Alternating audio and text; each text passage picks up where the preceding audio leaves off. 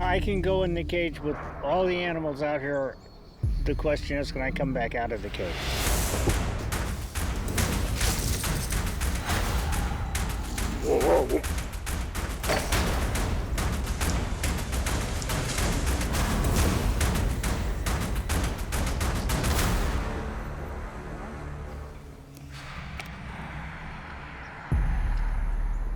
When driving through rural Indiana, there are many sounds you would expect to hear. What may surprise you is the roar of a mighty tiger.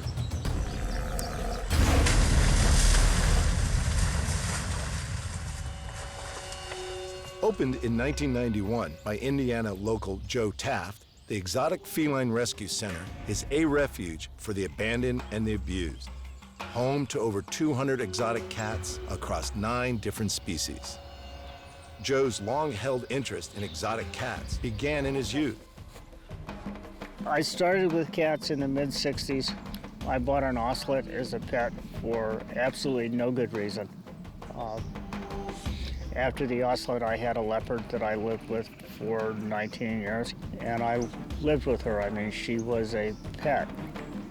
She had a big outside enclosure, but she had 3 rooms in the house, and she had the run of my house most of the time. She slept in my bed at night her whole life. And during the winter, she was under the covers with her head out in the pillow. During the summer, she was over on the couch. Joe's attitude towards pet ownership changed after witnessing the mistreatment many of these creatures face in captivity. What we do here puts us in contact with the 98% of the people who have these animals who shouldn't. And very seldom are we in contact with those 2% or maybe even 1% of people who have them that do a good job. In the United States, laws concerning exotic pet ownership are handled at a state level. Indiana laws are considered relatively lenient compared to other states, requiring little more than a permit for exotic pet ownership. Despite this, many owners don't bother with a permit, instead purchasing animals illegally from breeders online. You could find these animals on the internet, and you could get them for $500 or $1,000. And there wasn't much regulation about their interstate movement. Now there are new federal laws in effect that clamp down on the interstate movement of big cats in the pet market. Unfortunately, a USDA permit is easy to come by, and if you have a USDA permit, then you can move the cats back and forth across state lines. On the other hand, there cannot be any money involved in those movements. And frankly, you know that most of the exchanges involving these animals, there is money involved. All of the cats at the center are rescues, arriving from zoos, circuses, breeders, and pet owners around the country. Joe has made it his mission to rescue ill-treated felines and educate the public about these beautiful and mysterious animals. A lot of these cats come here poorly nourished.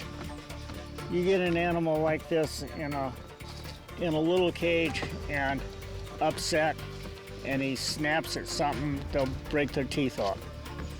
So cats would come to us with big grooves cut in their teeth right at the base, and then it wouldn't take a lot of impact with something just to snap those teeth off. Although I've certainly seen upset tigers hit steel bars and teeth just break. Many of Joe's rescues arrive in cages not suitable for their size. With over 25 years on the job, Joe has seen firsthand how mistreatment can have long-term physical and psychological effects on these majestic creatures. These were circus lions. When the guy that owned these retired from the circus, he wheeled 9 big cats into his barn in circus wheel cages, and that's where they spent the next 10 years. 6 years into that, he bought another tiger and put her in a 5x7 cage, and she lived in that for 4 years in that barn. Finally, the USDA decided that it was time to quit patting this guy in the head. And they called me one morning and said, we have 10 big cats up here. We want you to take 8 of them and crate the other 2 for another facility. We did it the next day in a blizzard, 2.5 feet of snow. These guys could barely walk when they got here. They were here for a month before they first tried to run, and then they just fell over. The guy that had these lions certainly didn't give a damn about them. But they're doing much better now. It's no fault of Joe's that some of his animals arrive displaying the physical scars of previous neglect. Zozo. She walks in a circle because for 4 years she was in a cage that was 5 foot by 7 foot. And she didn't have the ability to walk anywhere else. Years of mistreatment can also have significant behavioral effects on the predator, with many of the felines arriving depressed, anxious, and overly aggressive. I don't do things that would make me afraid. You know, after working with big cats for over 50 years, I know the things that people do that are scary. And one of my serious goals is to be able to do this again tomorrow. So you can't do that if they hurt you. Huh, come here. Hi. I mean, she's as sweet as can be, but she is full of energy, and she would certainly break me. Even with the protection of a fence, Joe knows never to let your guard down around these vicious predators, especially when they're hungry. The oldest tiger that's ever been here was 26 when she died. And sometimes we blame that on what she ate before she came here, which was a 17-year-old girl. Court documents described the tigers as, quote, extraordinarily hungry, unquote. We didn't get them for 2 years after the incident, and they were still extraordinarily hungry. They were all part of a traveling animal show, and the guy had jury-rigged some cages in a barn so he could go out and party for the winter, and left them in the care of a young girl who did not have a reliable source of food, and they hadn't been fed at all for 4 days. And she went in the barn and took her teenage friend in with her. But the court transcripts say that the keeper girl, who didn't have the experience to be a keeper to begin with, went up to the cage where these hungry tigers were with a hose to give them water, turned her back to talk to her friend, and you saw what happened when I turned my back on. Only these guys were hungry.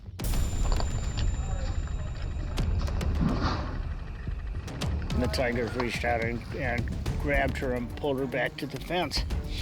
And her teenage friend ran up to try and save her.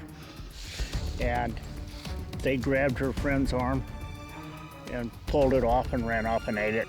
And the girl died on the floor.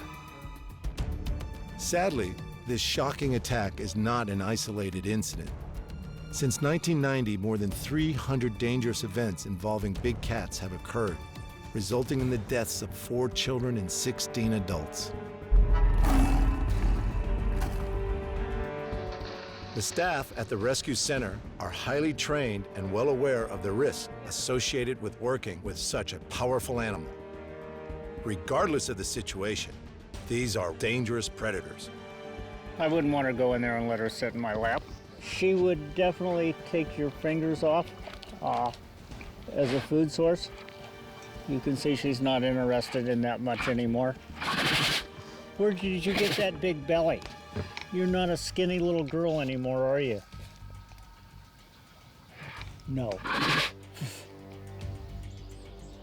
Since opening the rescue center, Joe and his team have saved countless big cats from all around the country and have had their fair share of close calls.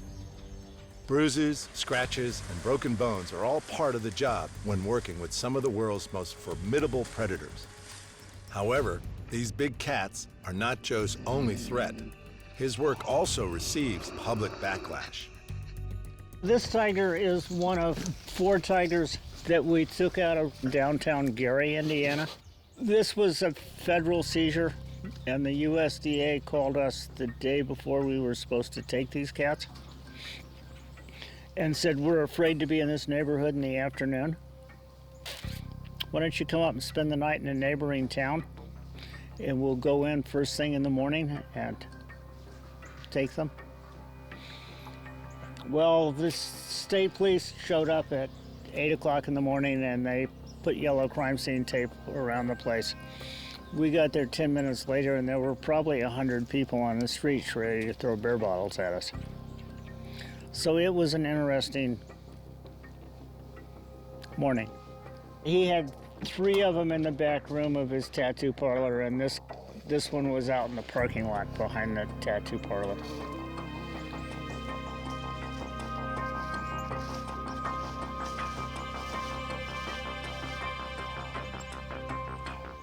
Look at his claws now. See those claws? Children. These guys came here when they were 6 months old. The U.S. Fish and Wildlife Service asked us to go to New York and take a leopard, which we did. And as we took the leopard, they told the guy, we're not going to prosecute on this, don't do it again. He must have been on the phone buying these leopards before we got all the way out of his driveway. And 6 months later, after his wife escaped from being chained and beaten in the basement stairs, she went to the police, and the police came back and found 2 leopards and 4 kids. So we went out and got these 2 leopards. But for Joe and his team, the risks are worth it. To see these magnificent, powerful creatures given a second chance at life. This tiger came from Branson, Missouri, where he was in a magic theater, where they cleaned his cage every day with bleach. Didn't particularly bother to rinse the bleach off.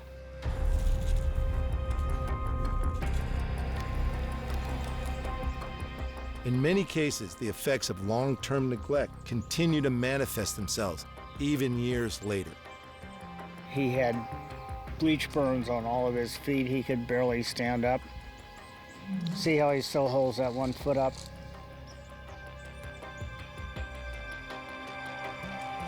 Sebastian the tiger also arrived in a poor condition. A detached retina meant he was in constant pain and in need of an urgent operation. He is just one of 25 of Joe's rescued tigers that have required surgery on their eyes. While Joe dedicates his time and money to providing medical attention to those animals who need it, fortunately, not all of them arrive badly neglected. One of Joe's charges still has a special place in the heart of one Ohio State trooper and his wife. She came from an Ohio State trooper who had encountered her as a sick and injured cub. And then he took her home, and he and his wife nursed this animal back to health and kept her for 9 years. Ohio was one of the states that had no regulations about the keeping of wild animals. And then Ohio passed some incredibly knee-jerk regulations. And as a result of those regulations, this state patrolman was forced to give this animal up. On October 18, 2011, Ohio resident Terry Thompson let loose his vast collection of exotic animals in the streets of Zanesville. 56 animals, including black bears, mountain lions, Bengal tigers, wolves, and leopards, roam the streets, terrifying residents. Shortly after, state legislation was changed, making the private ownership of wild animals and restricted snakes increasingly difficult. Even before I came into the legislature, there were some issues at hand with wild animals. You know, they got talked about, but then after a couple months, it kind of went away. We wanted to make more than just a motion with this. We wanted to actually implement something and get something moving. And when we looked at this legislation, we wanted to be different than any other state. Everyone said, well, look at the other states and look what they're doing around you. We didn't want to do it that way. We wanted to make this Ohio, and we were going to stand and make it Ohio law. And that's how we wanted to do it. We didn't want to base any of the legislation off what other states were doing. We went over to get the cat. He lived way out in the country. We had a hard time finding him. When we finally found the house, there was a state police car out in front, and I thought, we're too late, there's been trouble. But as it turned out, he was the owner. Of all the cats that we have here that had been privately owned, this officer and his wife are the only people who come to visit, and they come every few months. Considering the number of cougars in this country, the number of people who are hurt or killed by cougars is minuscule. You have to really trigger one of these animals to come after you. Most people that are attacked by cougars don't know there's a cougar there. I mean, if you're jogging down a mountain trail or mountain biking, you can go by one and trigger all of their chase instincts, and they will chase you. While many of these owners have good intentions, according to Joe, a lack of understanding about how to properly care for the wild animals often results in mistreatment and neglect. You know, there are people who have these animals, people in private hands, who take incredibly good care of them. And I'm not against that. I'm against poor care. I'm against incompetent ownership. Indiana, I think, has some pretty reasonable state regulations. If you can acquire one of these animals legally and you can jump through some hoops, you can get a permit to keep one in Indiana. So, you know, in that regard, we're certainly not in favor of seeing them, you know, for sale in your local pet store. But there are people that take good care of them, and I'm not in favor of seeing them taken away from them either. We're making a difference for one animal at a time. We're not making a political statement. We're not saying that people should or should not have these animals. We're saying that this is an animal who is in trouble. This is an animal that has been mistreated. This is an animal whose life is endangered. And we will step forward and do what we can do to save that animal. You know, we will go wherever they are to get them. We will bring them back here. We will make whatever medical technology is at our disposal available to them, and we will see that they have a safe place to stay for the rest of their life.